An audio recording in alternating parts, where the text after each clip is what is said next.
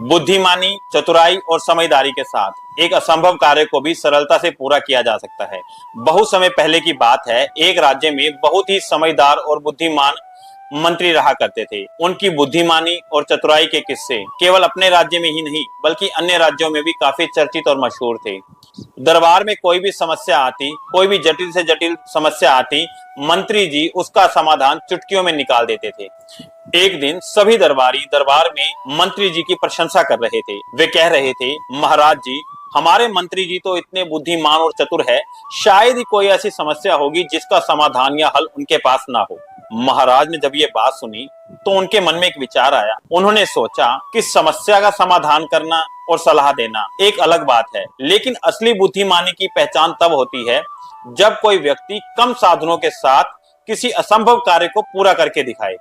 राजा ने मंत्री की व्यवहारिक बुद्धि की परीक्षा लेने का निर्णय किया। उन्होंने अगले दिन दरबार में मंत्री को बुलाया और कहा, मंत्री जी, मैं आपकी बुद्धिमानी की परीक्षा लेना चाहता हूँ।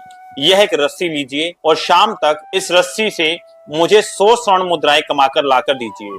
दरबार में बैठे सभी दरबारी एक दूसरे की ओर देखने लगे हैरानी से और सोचने लगे कि यह साधारण सी रस्सी और 100 स्वर्ण मुद्राएं कमा कर देगी। मंत्री ने रस्सी हाथ में पकड़ी, थोड़ा सा मुस्कुराए और बाजार की तरफ निकल पड़े। बाजार पहुंचकर मंत्री जी ने रस्सी निकाली और सभी दुकानों के आगे की जमीन को नापने लगे। यह दृश्य देखकर सभी दुकानदार घबरा गए और एक दुकानदार ने हिम्मत करके पूछा कि मंत्री जी, ये आप क्या कर रहे हैं?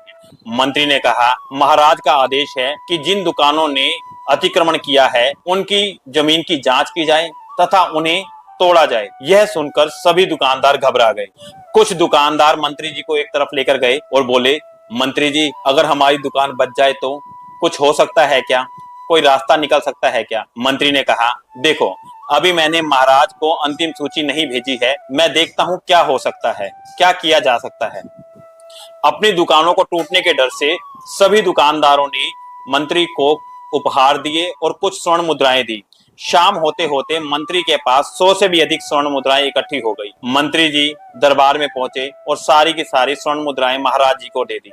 इतनी सारी स्वर्ण मुद्राएं देखकर महाराज आश्चर्यचकित रह गए और पूछा, मंत्री जी, एक साधारण सी रस्सी से आपने इतना धन कैसे कमा लिया? मंत्री ने कहा, महाराज, ये रस्सी की कीमत नहीं है बल्कि समझदारी और सूझबूझ द्वारा उत्पन्न की गई उस परिस्थिति की कीमत है जिसकी आपने मुझसे अपेक्षा की थी। मंत्री की बुद्धिमानी को देखकर महाराज मुस्कुराए और बोले कि आज तुमने साबित कर दिया कि समस्याओं का समाधान करना ही बुद्धिमानी नहीं है, किंतु परिस्थितियों को देखकर रास्ता बनाना असली समझदारी है।